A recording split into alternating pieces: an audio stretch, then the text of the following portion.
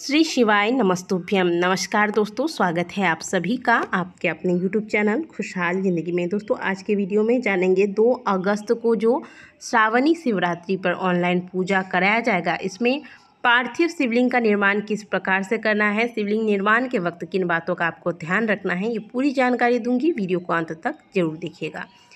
सबसे पहली बात, जो आप शिवलिंग बनाएंगे वह आपको स्नान करने के बाद बनाना है। शिवलिंग के लिए मिट्टी आप बेल के वृक्ष के नीचे की मिट्टी ले सकते हैं या फिर किसी पवित्र नदी की मिट्टी ले सकते हैं, और अगर कहीं से नहीं होता है तो गमले में जो आपने मिट्टी लगाया है वह मिट्टी भी आप ले सकते हैं। इस मिट्टी में आप इस प्रकार से काली मिर्च को कूट कर फिर मिला दीजिएगा, और मिट्टी में जो भी छोटे छोटे कंकड़ होते हैं इन्हें आप निकाल दीजिएगा ताकि शिवलिंग बनाने में किसी प्रकार की परेशानी ना हो। इसी मिट्टी में थोड़ा सा गाय का घी मिलाएंगे। इसके बाद जो जल आप लेंगे, इस जल में गंगा जल अवश्य मिलाना है, इससे मिट्टी शुद्ध होता है। अब हम शिवलिंग निर्माण करेंगे, इसके खातिर पहले मिट्टी को तैयार करेंगे। थोड़ा थोड़ा सा पानी, देखिए मिट्टी बहुत प्रकार के होते हैं। कुछ मिट्टी होते हैं जो थोड़ा पानी में भी बहुत ज़्यादा गीला हो जाता है, और कुछ मिट्टी होता है जो पानी ज़्यादा सोखता है। तो आपने जो भी मिट्टी लिया हो उस हिसाब से आप थोड़ा थोड़ा करके पानी डाल के यह मिट्टी तैयार करेंगे। ज़्यादा गीला ना हो मिट्टी, इस बात का ध्यान रखना है। इस दौरान आपको इधर उधर की बातें किसी से नहीं करनी है, ज़्यादा कुछ बोलना नहीं है, क्योंकि बोलते वक्त भले आप भगवान का ही नाम ले रहे हैं, मुंह से लार निकलने का या फिर थूक गिरने का चांस होता है, तो ये बहुत बड़ा दोष हो जाएगा। मन ही मन केवल ओम नमः शिवाय या श्री शिवाय नमस्तुभ्यम का जप करते रहिएगा। और यह शिवलिंग जब आप बनाएंगे तो उत्तर दिशा की ओर मुँह करके बैठें। बिल्कुल यही जो सही तरीका है शिवलिंग बनाने का वो मैं आपको बता रही हूँ। आसन लगाकर फिर बैठिएगा। इसके बाद शिवलिंग के लिए इस प्रकार से आप मिट्टी तैयार कर लीजिए। अब कोई अच्छा सा पात्र ले लीजिएगा, जो आप पूजा में यूज करते हैं वैसा ही पात्र लीजिएगा। और एक बेलपत्री जिस प्रकार से मैंने रखा है बिल्कुल ऐसे ही आपको रखना है। चिकना हिस्सा बेलपत्र का सामने होना चाहिए।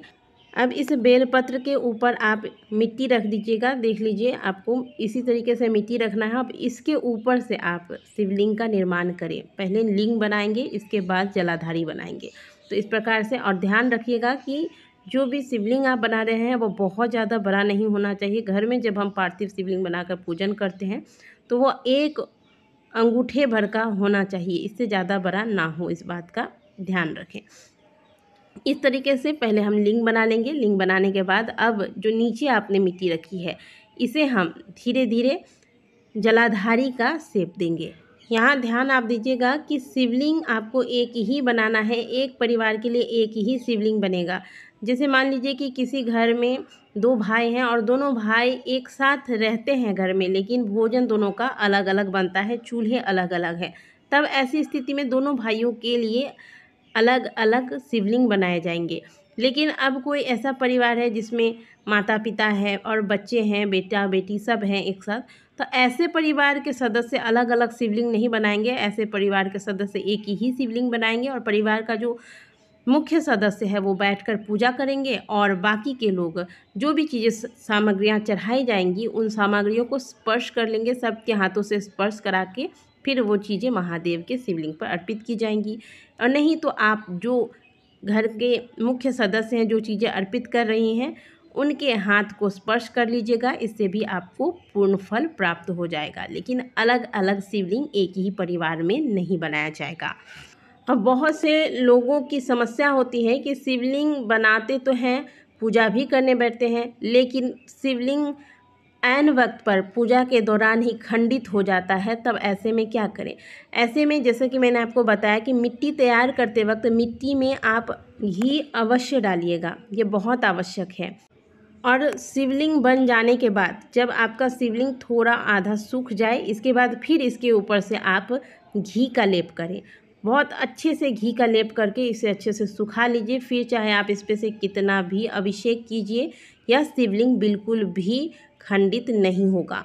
अगर इस तरीके से आप शिवलिंग बनाते हैं तो आपकी जो शिकायत रहती है कि पूजा के दौरान शिवलिंग खंडित हो जाता है, वह शिकायत आपकी इस बार नहीं होगी। आपका पूजा बहुत अच्छे से होगा। इसके बाद शिवलिंग बनाने के बाद जो आपने पात्र लिया है जिसमें आपने शिवलिंग बनाया है, इस पर बहुत मिट्टी लग गया होगा, जैसे कि आप देख रहे हैं बहुत सारी मिट्टी है। तो इसे अच्छे से आप पोंछकर साफ़ कर लीजिएगा, क्योंकि इसी पे तो हमें पूजा करना है। और इतना करने के बाद जैसे ही शिवलिंग बनकर तैयार होता है, इस पर आप एक बेलपत्र या फिर एक पुष्प या थोड़े से चावल के दाने अवश्य रख दीजिएगा। पार्थिव शिवलिंग निर्माण और इसके पूजन का सबसे महत्वपूर्ण नियम यही है, इसको आपको अवश्य ध्यान में रखना है। क्यों रखना है ये मैंने कई बार आपको वीडियो में बताया है, क्योंकि जैसे ही शिवलिंग निर्माण होता है सभी देवी देवता शिवलिंग की पूजा करने के लिए आ जाते हैं। इतना महत्व होता है पार्थिव शिवलिंग पूजन का। तो यह फल केवल आपको ही प्राप्त हो, इसके लिए आवश्यक है कि इस पर आप एक बेलपत्र या थोड़े से अक्षत के दाने रख दें। अब यहाँ देखिए, मैं यहाँ पे शिवलिंग पे जल अर्पित कर रही हूँ और यह शिवलिंग बिल्कुल भी खंडित नहीं होगा। यदि आप भी इसी प्रकार से शिवलिंग बनाएंगे तो आपकी भी यह समस्या इस बार समाप्त हो जाएगी। तो आशा करते हैं कि दी गई जानकारी आपको अच्छी लगी होगी। वीडियो अगर अच्छी लगी है तो वीडियो को लाइक ज़रूर कीजिएगा। कमेंट बॉक्स में श्री शिवाय नमस्तुभ्यम अवश्य लिखिएगा।